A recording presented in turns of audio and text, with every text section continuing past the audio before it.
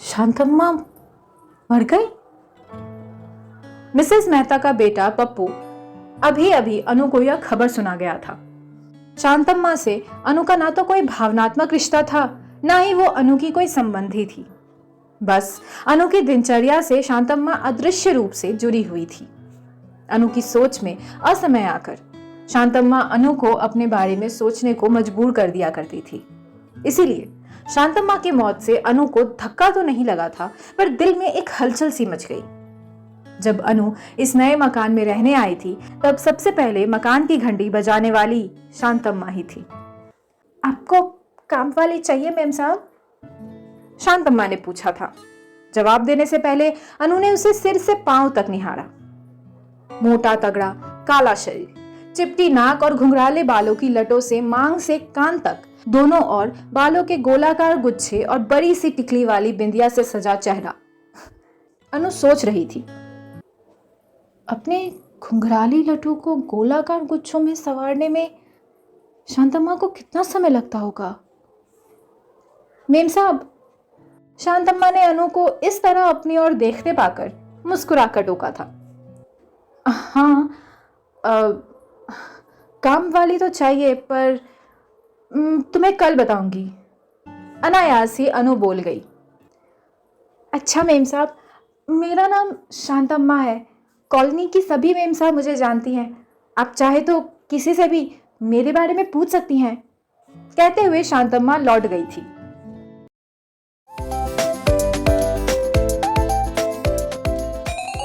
आप सुन रहे हैं कहीं अनकहीं, सुकून भरी कहानियों की दुनिया, और मैं हूं आपकी हमसफर वर्षा।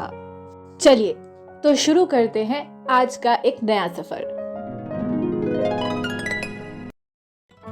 अनु नहीं थी, इसीलिए उस रोज कॉलोनी की कई महिलाएं अनु से मिलने आई थी, पर किसी ने भी शांतम्मा को काम पर रखने का मशवरा नहीं दिया था। शांतम्मा को कॉलोनी की सभी गृहिणियों पर विश्वास था, इसलिए उसने अनु को सलाह दी थी कि वो कॉलोनी की महिलाओं से पूछ ले। लेकिन कॉलोनी की महिलाओं ने शांतम्मा के विश्वास को गलत ठहरा दिया था। इस बात से पसीज गई थी अनु। पर अगले ही क्षण मिसेस मेहता ने आत्मीयता से अनु के कानों में बताया, मिसेस चैटर्जी तो अपने पति को छोड़कर मायके चली गई थी इस शांतम्मा की वजह से। अच्छा, पर क्यों? अनु अगले ही क्षण शांतम्मा के प्रति कुछ कठोर सी हो गई थी। अरे, एक बरसाती रात मिस्टर चैटर्जी उसे अपने स्कूटर पर घर छोड़ आए थे।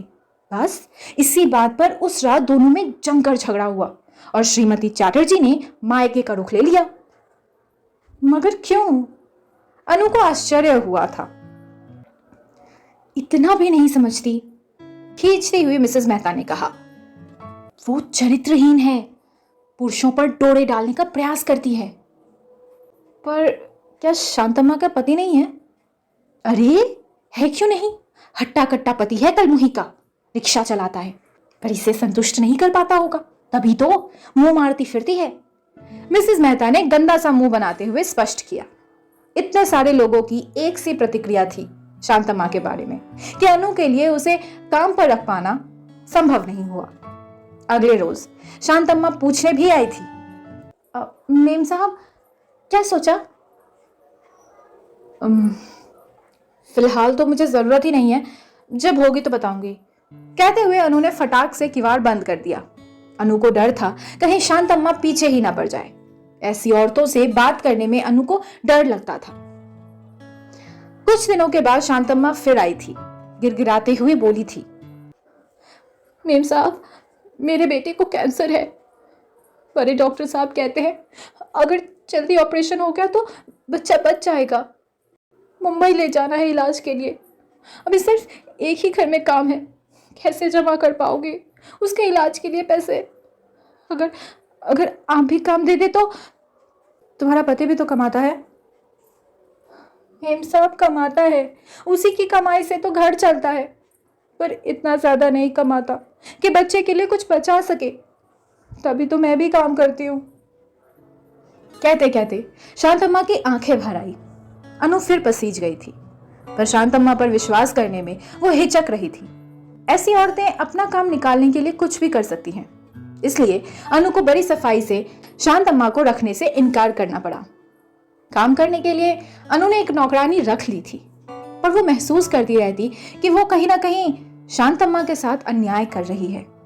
अपनी कॉलोनी की महिलाओं के सामने वो शांतम्मा के प्रति अपनी भावना या दुविधा को कह तो नहीं पाती थी, पर जब कभी शांतम्मा कहीं दिखाई दे जाती, अनु की आंखें झुक जाया करती। वो मन ही मन शांतम्मा के प्रति अपने आप को गुनहगार मानने लगी थी। अनु के घर की खिड़की से वह घर स्पष्ट दिखाई देता था जहां शांतम्मा काम करती थी। उस घर में कोई महिला नहीं थी, बस विधुर होम्योपैथिक डॉक्टर और उनका इकलौता बेटा था। इसके अलावा 2 कुत्ते। वो तब तक काम करती रहती जब तक डॉक्टर डिस्पेंसरी ना चला जाता। अनु ना चाहकर भी कई बार पर्दा खिसकाकर डॉक्टर के घर झांकती रहती। पता नहीं शांतम्मा के क्रियाकलापों में उसे क्या दिलचस्पी थी कि वो अपने आप को रोक नहीं पाती थी। अनु हर रोज यह प्रयास करती कि शांतम्मा की एक झलक उसे दिख जाए। शांतम्मा कभी डॉक्टर साहब के बगीचे में पानी डालते हुए, कभी कुत्तों को नहलाते हुए, तो कभी डॉक्टर के बेटे का हाथ पकड़कर उसे बस स्टॉप की ओर ले जाते नजर आती। अनु ने महसूस किया था कि डॉक्टर साहब की नजर हर वक्त शांतम्मा के उन पुष्ट टांगों पर टिकी रहती थी जो साड़ी को ऊपर खींचकर खोसने से स्पष्ट दिखाई पड़ता था।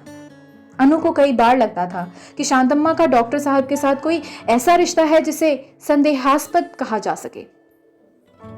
एक दिन डॉक्टर साहब और शांतम्मा को ऊंची आवाज में बात करते सुनकर अनु दौड़ते हुए खिड़की पर आई थी। देखा डॉक्टर साहब पेड़ पौधों को सींच रहे थे और शांतम्मा सीढ़ियों पर बैठी सुबक रही थी। डॉक्टर साहब जोर जोर से कह रहे थे, तुम्हारे बेटे की दवाई इतनी सस्ती तो नहीं है कि उसे ऐसे ही दे दूं।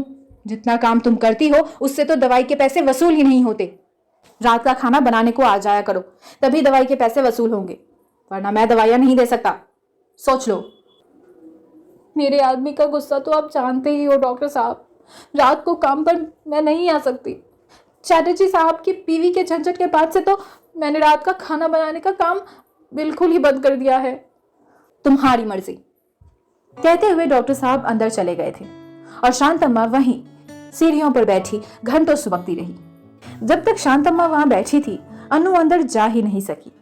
पर्दे की ओट से वो लगातार उसे देख रही थी। उसके बाद फिर कभी अनु को शांतम्मा नहीं दिखाई दी। हर रोज कई बार वो खिड़की खोलकर शांतम्मा को तलाशती रहती, पर शांतम्मा ने डॉक्टर साहब के घर आना बंद कर दिया था। शांतम्मा के ना आने से अनु को कहीं किसी कमी का एहसास सा होने लगा था, पर कॉलोनी में शांतम्मा के ना रहने से भी उसकी चर्चा निर्बाध रूप से चल ही रही थी। इसीलिए अनु की कमी थोड़ी बहुत उसके विषय में हुई बातचीत से पूरी हो जाती। अनु को शायद शांतम्मा में दिलचस्पी इसीलिए भी थी कि उसने आज तक अपने जीवन में ऐसी गंदी औरतों को नहीं देखा था जो किसी और के पति पर डोरे डालती हो।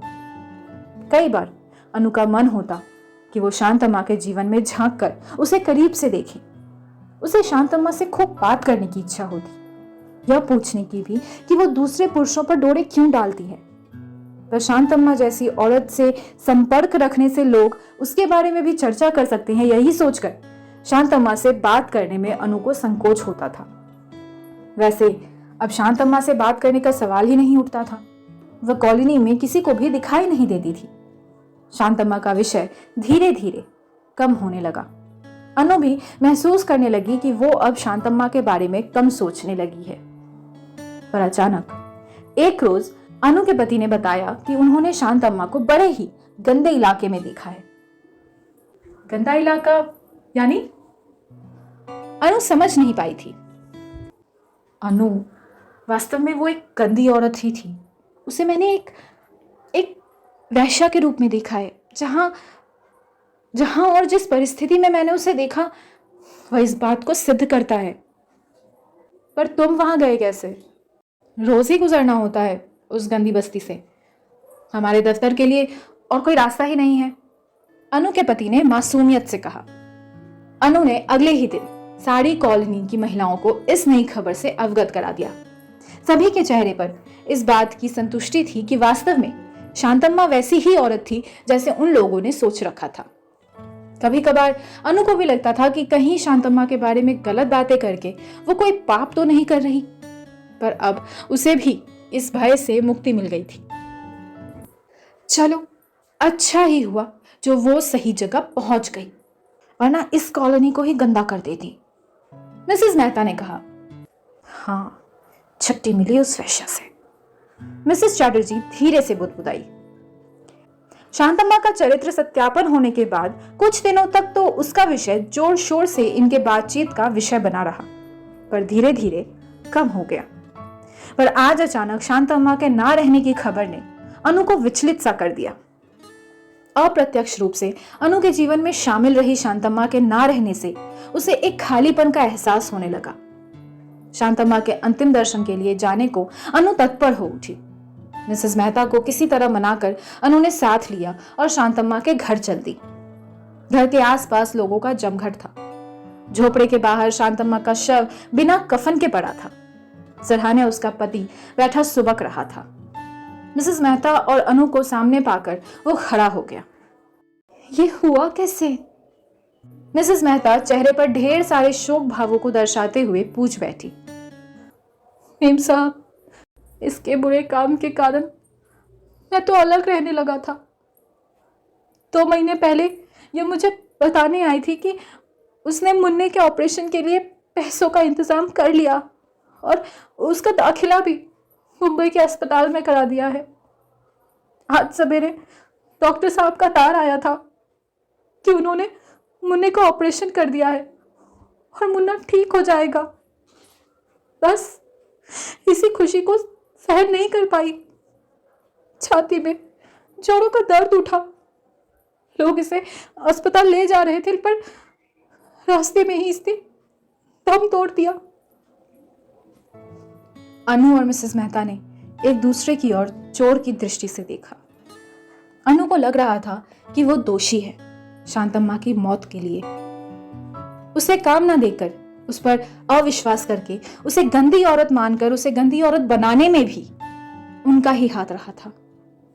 वरना शांतम्मा तो एक मां थी, एक कैंसर रोगी बेटे की ममतामयी किंतु मजबूर मां। चलें? मिसेस मेहता का हाथ कसकर थामते हुए अनु ने धीरे से कहा। मुड़ते हुए उसने एक बार फिर शांतम्मा की ओर देखा। उसके हाथों में अब भी वो टेलीग्राम दबा हुआ था जो अनु को मुंह चिढ़ा रहा था।